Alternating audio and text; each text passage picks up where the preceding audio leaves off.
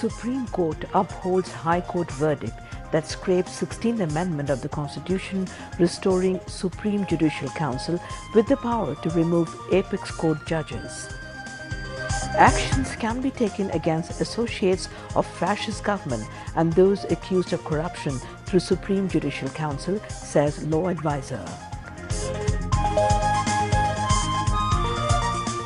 Government gives priority on bringing back the money smuggled abroad and may seek technical assistance from Washington to aid the process, says finance advisor.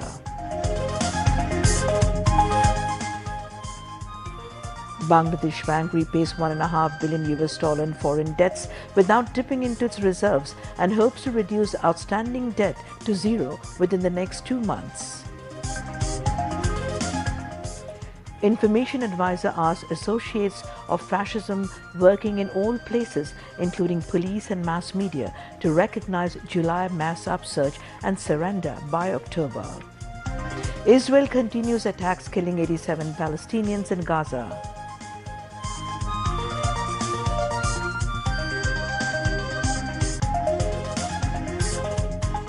And Bangladesh play out 1-1 draw with Pakistan in South Women's Championship at Kathmandu, Nepal.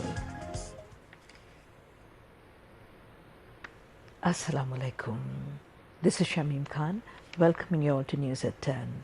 Those were the headlines. We now move on to the news and details. The Supreme Judicial Council, not the Parliament, will remove justices.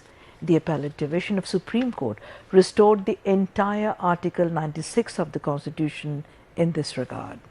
The highest court gave verdict today following a review petition by the state on the verdict of the Appellate Division that declared 16th Amendment to the Constitution illegal.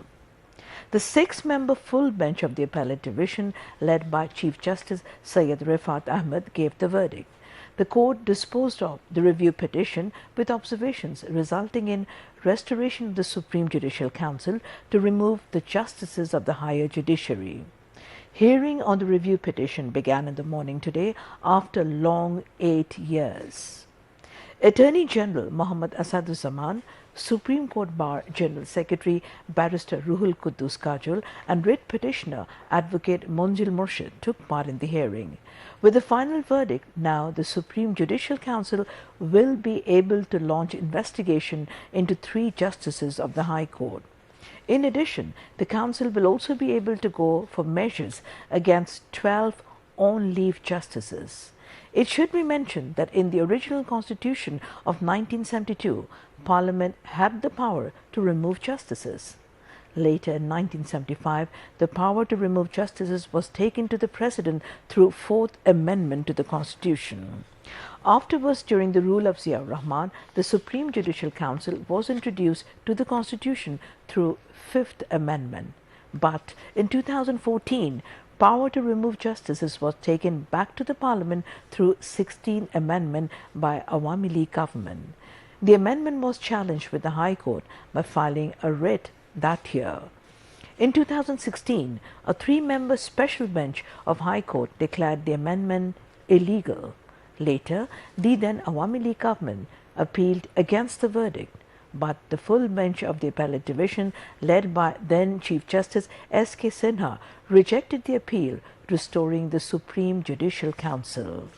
Afterwards, Awami League government filed a review petition to reconsider the verdict of the Appellate Division, but no steps were taken for hearing in the past 8 years. Following the fall of the Awami League government on August the 5th, initiative was taken for hearing on the review petition. Chief Justice Syed Rifat Ahmed fixed Sunday for the hearing. Full bench of the Appellate Division gave the verdict today. Meanwhile, law advisor Professor Asif Nazrul termed restoration of Supreme Judicial Council as positive. He made the comment while replying to queries of newsmen. The advisor further said many common justice seekers could not get justice at the court due to 16th Amendment of the Constitution. He mentioned that judges gave sponsored verdict on behalf of the government. As a result, Khaleda Zia could not get proper justice. Besides, the mass media could not also disseminate the statement of Tariq Zia. So, this verdict will have positive impact in the judicial arena, said the advisor. Bangladesh Bank repaid $1.5 billion in foreign debts over the past 2 months without dipping into its reserves. As a result, there is now less uncertainty regarding import of goods. Bangladesh Bank Governor Dr. Ahsan H. Mansoor expressed hope of reducing the debt to zero level within the next 2 months. He said Bangladesh imports almost all petroleum products, including fuel, oil, gas, and coal, from various sources. The country spent nearly $9 billion in the last fiscal year. However, due to dollar crisis, it was not possible to pay these expenses on time for the last 2 years. Consequently, Adani, Qafco, and numerous other overseas organizations owed over $2 billion. It is a sign of good hope that central bank repaid these foreign dues without dipping into its reserves. The governor of Bangladesh Bank also expressed hope that outstanding balance would be paid by December. With this repayment, the economy of the country will resume its more optimistic trajectory. Finance advisor Dr. Salahuddin Ahmed said that technical cooperation would be sought from Washington to bring back the smuggled money. He said this while replying to a query of newsmen after the meeting of Advisory Council Committee on Government Purchase. Replying to another question, the advisor said, people are now feeling relieved due to reduction of egg price. He hoped that price of other essentials would also come down soon.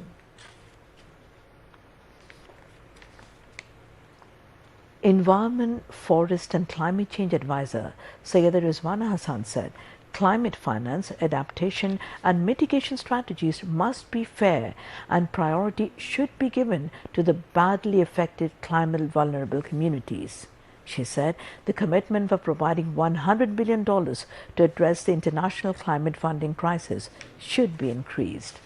The Environment Advisor made these remarks while speaking at a seminar titled Road to Baku COP29 Position of CSOS in Bangladesh on Climate Change at the Department of Environment DOA in Dhaka today.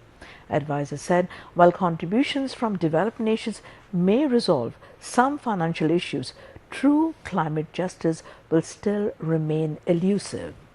She stressed the need for enhanced focus on adaptation measures and called for involvement of young people in the process. She also underscored the importance on clearly articulating international challenges and advocating for ambitious mitigation efforts. DOE Director General Dr. Abdul Hamid, NACOM Executive Director Dr. S.M. Munzurul Hannan Khan and Action Aid Bangladesh Country Director Farah Kabir also spoke on the occasion. Later, Environment Advisor Sayyida Rizwana Hassan joined a meeting with business leaders on banning of polythene bags. Speaking on the occasion, she announced that the city markets which would be freed from polythene and polypropylene shopping bags by December 31st will be rewarded. The advisor said production, transportation, marketing and storage of polythene bags are strictly prohibited at shopping malls as polythene poses a serious threat to both the environment and public health. Environment Advisor said environment-friendly alternatives such as jute bags must be used and students will be encouraged and involved in this effort. She urged the businessmen to step up the efforts and help implement the ban. During open discussion, business leaders expressed their agreement with the government's decision. Health and Family Welfare Advisor Noor Jahan Begum and Information and Broadcasting Advisor Muhammad Nahid Islam exchanged views with the victims of anti-discrimination movement. The view exchange meeting was held at the meeting room of the Ministry of Health today. Senior Secretary of Health Service Division M.A. Akmal Hussain Azad and General Secretary of July Shaheed Smriti Foundation Mir Mahbubur Rahman Snigdho, among others, spoke on the occasion. A total of 60 people from different walks of life who were injured in the anti-discrimination movement attended the meeting. Health advisor Noor Jahan Begum warned that strict action will be taken against those involved in any negligence in the treatment of the injured during anti-discrimination movement. Referring to directives of Chief Advisor, Information and Broadcasting Advisor Nahid Islam said the government will bear the expenses needed for the treatment of the injured. The government has that capability, he added. Calling for giving utmost importance to the treatment of the injured, Nahid Islam said doctors should work in a coordinated way for the treatment so that they do not have to come to the government for the second time. Medical services to the injured cannot be considered as routine work, he added. Information and Broadcasting Advisor Muhammad Nahid Islam asked the associates of fascism in all places, including the media, police, to recognize July mass upsurge and surrender by October. He said this while speaking at a function organized on the occasion of 70th founding anniversary of National Press Club today.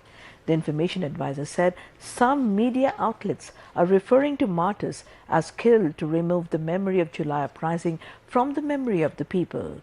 Associates of fascism should be identified from those media and expelled. President of Jatiya Press Club Hassan Hafiz and General Secretary Ayub Bhuiya, Ahmad Dish editor Mahmood Rahman, among others, were present on the occasion. BNP Senior Joint Secretary General Ruhul Kabir Rizvi urged the authorities concerned to guarantee a steady supply of electricity and to keep diesel prices reasonable to maintain irrigation system in agriculture. He made the urge while speaking at a press conference at the party's Noya Polton Central Office in Dhaka today. Ruhul Kabir Rizvi further recommended that the government should maintain its vigilance regarding any plot to disrupt supply of electricity. BNP Joint Secretary General Shahiduddin Chaudhry Ani and Organizing Secretary Syed Imran Saleh Prince, among others, were present at that time.